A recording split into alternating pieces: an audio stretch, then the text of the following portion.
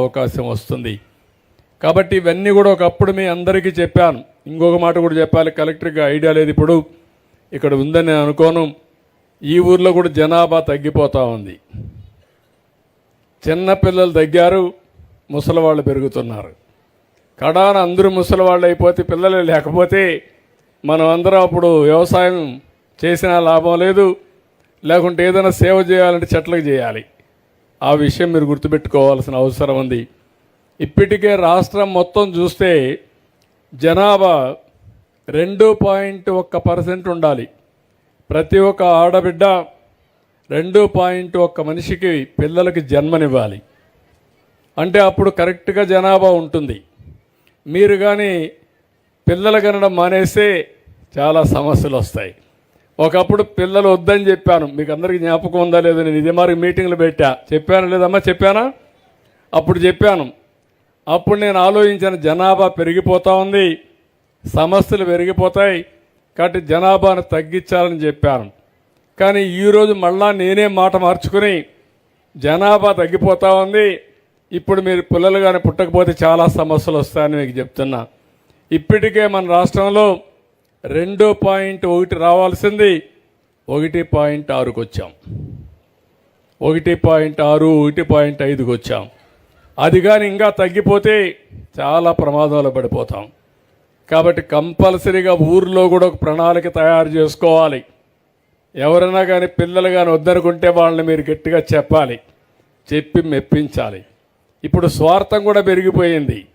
స్వార్థం ఎట్లా పెరిగిందంటే ఇద్దరు డబ్బులు సంపాదించాలి, ఇద్దరు ఆదాయంతో ఎంజాయ్ చేయాలి, కానీ పిల్లలు వద్దనుకుంటున్నారు. ఇది చాలా ప్రమాదం. మీ తల్లిదండ్రులు అమారుగా అనుకోనుంటే మీరు పుట్టేవాళ్ళు కాదు. కాబట్టి ఇది విషయం గుర్తుపెట్టుకోవాలి. కొన్ని దేశాలు ముసలి దేశాలు అయిపోయినాయి. ఆ దేశాల్లో నర్సులు దొరికే పరిస్థితులు లేరు, డాక్టర్లు దొరికే పరిస్థితులు లేరు, వాళ్ళని చూసుకోవడానికి మనుషులు ఉండే పరిస్థితులు లేరు. ఆ పరిస్థితి మన దేశానికి రాకుండా ఉండాలంటే ఇప్పటి నుంచే జాగ్రత్త పడాలి. కొంతమంది అంటున్నారు పర్వాలేదు మాకు రోబోలు ఉన్నాయి, రోబోలు పనిచేస్తాయి అనుకుంటారు. కానీ రోబోలే, మనిషి మనిషే, కుటుంబ సభ్యుడే. ఈ విషయం మీరు గుర్తుపెట్టుకోవాల్సిన అవసరం ఉంది.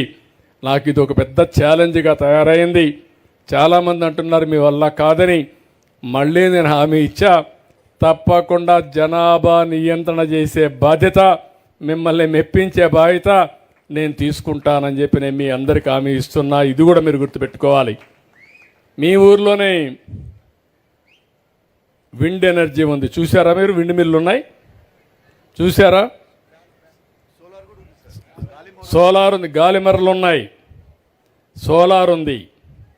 ఎందుకు ఇంటికి ఒక 200 సోలార్ పెట్టుకోకూడదు? మీరు ఇంటికి 200 యూనిట్లు కానీ పెట్టేసుకుంటే మీ మిద్దిపైనో ఇంటిపైనో కరెంటు ఛార్జీ కట్టే పని లేదు, డిస్కనెక్ట్ చేసే పని లేదు. ఈ ఊర్లో అందరినీ కోరుతున్నా, మీరందరూ ఒప్పుకుంటే ఇంటింటికి 200 గవర్నమెంట్ ఆఫ్ ఇండియా స్కీమ్ ఉంది, సూర్యఘర్ ఉంది. అందులో ఈ గ్రామాన్ని ప్రారంభించి ప్రతి ఒక్క ఇంటికి 200 యూనిట్లు కరెంట్ ఇచ్చే సోలార్ పెట్టేస్తాం. సిద్ధమేనా?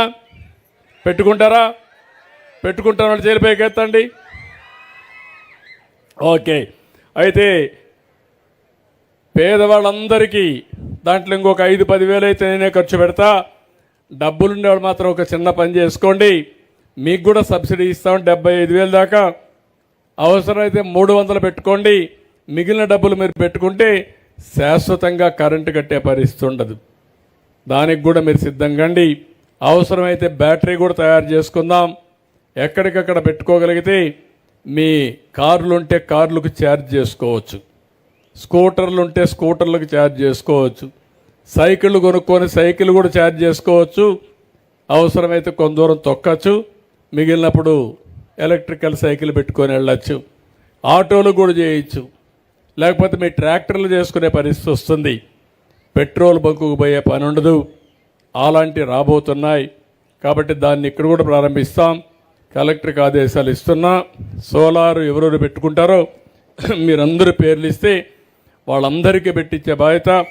ఊరంతా పెట్టి మళ్ళా కరెంటు ఛార్జీలు కట్టకుండా మీకు ఫ్రీడమ్ ఇచ్చే బాధ్యత నాదని మీ అందరికీ హామీ ఇస్తున్నా. దీనికి కూడా ముందుకు రావాల్సిన కోరుకుంటూ, నేను ఎప్పుడొచ్చినా వినూత్నమైన ఆలోచనలతో వస్తాను. మీకు అనిపించవచ్చు ఏంటి ఏదో ఒక పని చెప్తున్నాడు, ఊరికే డబ్బులు ఇచ్చేసి వెళ్ళిపోతుంది సరిపోతుంది కదా అనుకుంటారు. నేను డబ్బులు ఇచ్చేసి వెళ్ళిపోతే శాశ్వతం కాదు. మిమ్మల్ని కూడా ఒక పక్క సంక్షేమం చేస్తూనే ఇంకొక పక్క అభివృద్ధి కార్యక్రమాలు చేస్తూ సంపద సృష్టిస్తూ ఆదాయాన్ని పెంచుతూ పెంచిన ఆదాయం మళ్ళీ మీకు ఇస్తా వస్తే శాశ్వతంగా ఇచ్చే అవకాశం వస్తుంది. శాశ్వతంగా మీరు కూడా నిలదొక్కుంటారు. అలాంటి వ్యవస్థకు శ్రీకారం చుడతారని మరొక్కసారి మీ అందరికీ తెలియజేసుకుంటూ ఈరోజు ఇక్కడికి వచ్చినప్పుడు చాలా సంతోషం.